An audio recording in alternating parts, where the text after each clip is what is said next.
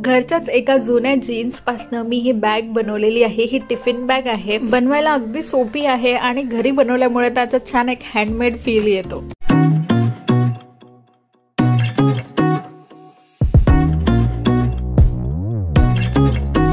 तर या बॅगसाठी जे काही मेजरमेंट लागणार आहे ते तुम्ही तुमचं ठरवून घेऊ शकता। म्हणजे तुम्हाला किती सामान एका बॅग मध्ये द्यायचं आहे। टिफिन बॅग जर द्यायचं तर एक टिफिन आहे की दोन आहे, त्यानुसार तुम्ही त्याची लेंथ, ब्रेथ आणि साइड्स ठरवून घेऊ शकता। त्यामुळे ही बॅग बनवण्यासाठी स्पेसिफिक असं काही माप नाहीये। चला तर आता आपलं माप घेऊन झालेलं आहे। ही माझ्याकडे एक जुनी जीन्स आहे, जी अनुची जीन्स आहे आणि तोही आता बिलकुल वापरत नाही।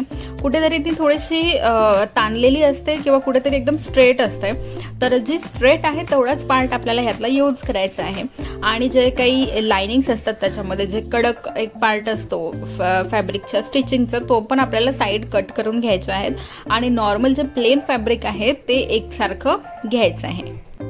आता हे जीन्सचे असे दोन सेम फॅब्रिक आहेत माझ्याकडे, ज्याला आपल्याला आता एकसारखं कापून घ्यायचं आहे आणि त्याला नंतर स्टिच करून घ्यायचं आहे की तो कापड थोडा लांब होईल, म्हणजे लेंथ वाढेल कापडाची म्हणून।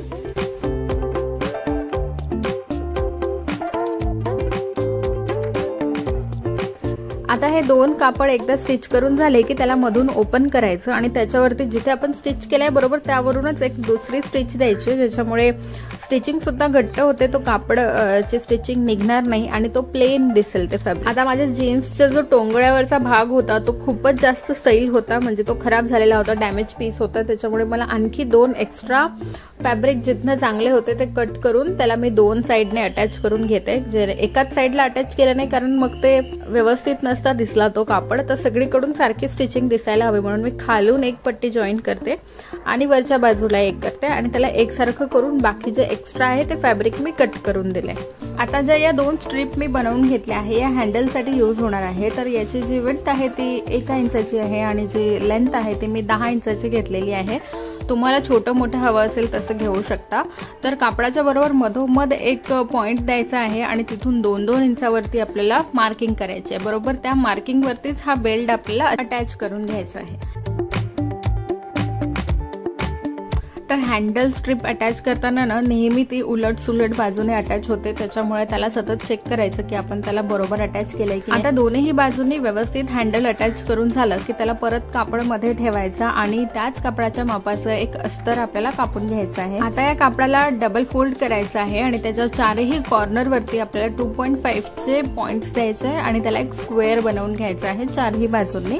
तर मला जरा डाऊट होता की तो 2.5 वर येईल की 3 इंचावरती व्यवस्थित येईल म्हणून, पण आधी मी 2.5 चाच कट केला आणि तो पीस व्यवस्थित रेडी झाला, त्याच्यामुळे मग मी पुढचा जो मार्किंग केली आहे ते कट नाही केलंय। तर इथे मी अस्तरच्याच मापाचं सेम एक फॅब्रिक कट करून घेतला आहे, ज्याला आपण बुकरम म्हणतो किंवा तो कॅनव्हास पेपर असतो, स्टिचिंगसाठी यूज होतो। तर तो पेपर सगळ्यात खाली ठेवलाय, त्याच्यावरती माझा जो अस्तरचा कापड आहे तो ठेवला आहे आणि त्याच्यावरती मेन फॅब्रिक जे आहे ते उलट करून ठेवलाय आणि त्याला सगळीकडून स्टिचिंग करून घेतलेला आहे।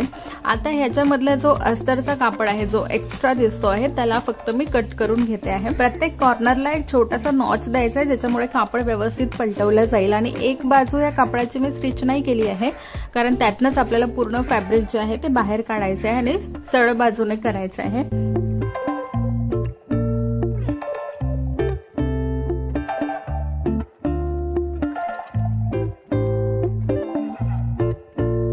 तर ही बघा, ही साइड जी आहे ती मी स्टिच केलेली नव्हती, मे बी स्टिचिंग करताना ते व्हिडिओमध्ये नाही दिसलं असेल म्हणून मी इथे परत एकदा दाखवते। आणि या पूर्ण फॅब्रिकला आता आपल्याला एक आउटलाईन स्टिच द्यायची आहे।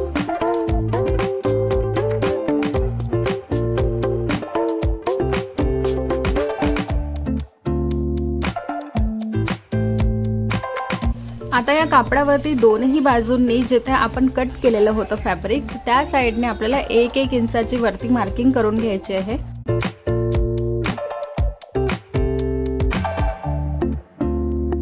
आणि आता बरोबर या मार्किंगच्या हिशोबाने आपल्याला तो कापड पलटवून घ्यायचा आहे। तो कापड स्ट्रेट राहावा म्हणून त्याच्यावर तुम्ही प्रेस सुद्धा करून घेऊ शकता किंवा त्याला टाचणीने पिनअप करून घेऊ शकता, ज्याच्यामुळे तो कापड तसाच राहील आणि स्टिचिंग व्यवस्थित बसेल। माझ्याकडे त्या पिन्स नाही आहेत, त्याच्यामुळे मी सेफ्टी पिन वापरलेला आहे। आणि आता बरोबर कापडाला व्यवस्थित स्टिच करून घ्यायचंय। अगदी छोटीशी आउटलाईन दिसेल एवढीच त्याच्यावरती स्टिच यायला हवी आहे।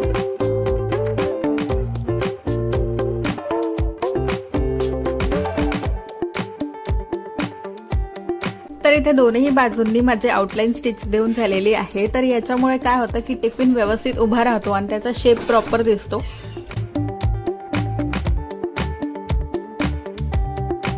आणि आता कापडाची ही बाजू आपल्याला स्ट्रेट स्टिच करून घ्यायची आहे दोन्ही बाजूंनी।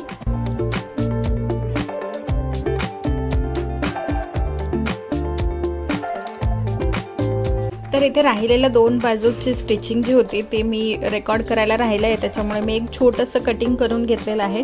इथे दोन ज्या कटिंग्स आहेत त्या नॉर्मल आपण आधी केल्यात त्या तशा, आणि ही साइड कटिंग आपल्याला खालच्या दोन बाजू एकत्र करून घ्यायच्या आहे।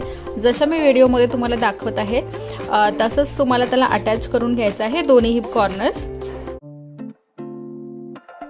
तर ही बघा अशी बॅग आपली बनून रेडी झालेली आहे। त्याला साइडला जे आपण स्टिच केलं आहे त्याच्यामुळे ती बरोबर उभी राहिलेली आहे। आता आपल्याला याला झिप लावून घ्यायचे आहे। तर बॅगच्या वरच्या बाजूने बरोबर 1 इंचावरती आपल्याला एक स्ट्रेट लाईन ड्रॉ करून घ्यायची आहे दोन्ही बाजूंनी। आणि आपली जी झिप आहे ती उलट्या बाजूने जी लाइनिंग आहे त्याच्यावरती ठेवायची आहे आणि मग त्याला उलट्या बाजूने स्टिच करायचं आहे।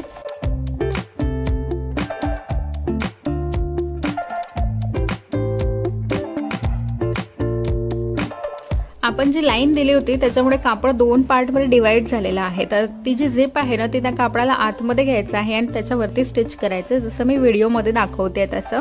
आता एका बाजूची झिप लावून झाल्यानंतर जी दुसरी बाजू आहे ती त्यातनं काढून घ्यायची आहे आणि सेम जसं आपण या साईडला फॉलो केलं होतं तसंच दुसऱ्या बाजूने सुद्धा जिथे आपण लाईन ड्रॉ केलेली आहे अगदी त्याच्यावरती उलट्या बाजूने झिप ठेवायची आहे आणि त्याला स्टिच करायचं। तर हे झिप मी मिशोवरनं मागवलेलं आहे। याच्यात टोटल 10 मीटरची झिप आहे आणि त्याच्यामध्ये जे लॉक आहे ते पण बऱ्याच प्रमाणात क्वांटिटीमध्ये दिलेलं आहे। तर इथे माझी बॅगला झिप अटॅच करून झालेली आहे। तर झिपचे दोन्ही एंड इथे आपल्याला स्टिच करून घ्यायचे आहे। त्यासाठी जो फॅब्रिक आहे तो मी चौकोनी कापड कट करून घेतलेला आहे आणि त्याला आपली जे झिपची एंड आहे त्याच्यावरती आपला फॅब्रिक जसं मी व्हिडिओमध्ये दाखवते तसं तुम्हाला ठेवून मागच्या बाजूने त्याला फोल्ड करून घ्यायचं आहे आणि स्टिच करून घ्यायचं आहे। आणि आता हे कापड आपल्याला सरळ करून घ्यायचं आहे। त्याला जसं आपण फोल्ड केलं होतं त्याच बाजूने त्याला परत एकदा फोल्ड द्यायचे आहे, आतल्या बाजूने दोन साइड त्याच्या फोल्ड करून, म्हणजे की परत ते निघायला नको असं किंवा त्यातले धागे बाहेर यायला नको म्हणून त्याला पॅक करून परत दोन्ही बाजूंनी त्याचे एंड स्टिच करून घ्यायचे आहेत। तर अशा प्रकारे होममेड टिफिन बॅग आपल्या इथे रेडी झालेली आहे। तर हा आमच्या चॅनलचा लोगो आहे। तर त्याला मी असंच एक एक्स्ट्रा फॅब्रिक होतं माझ्याकडे जीन्सचं, तर त्याच्यावरती मी याला धाग्यांनी बनवून घेतलं आहे। त्या धाग्यांचं जे काम आहे ते इतकं परफेक्ट मला अजून येत नाही, पण मी ट्राय केलंय आणि याला थोडासा होममेड लुक द्यायसाठी म्हणून मी असंच वर धागे दिसतील असंच त्याला स्टिच केलेलं आहे। मागच्या बाजूने मी त्याला एक पॉकेट दिलाय, तो पण जीन्सचाच पॉकेट आहे। तो मागच्या बाजूने स्टिच केलाय, त्याच्यामध्ये जर टिश्यू पेपर वगैरे एक्स्ट्रा काही असेल ते आपण देऊ शकतो।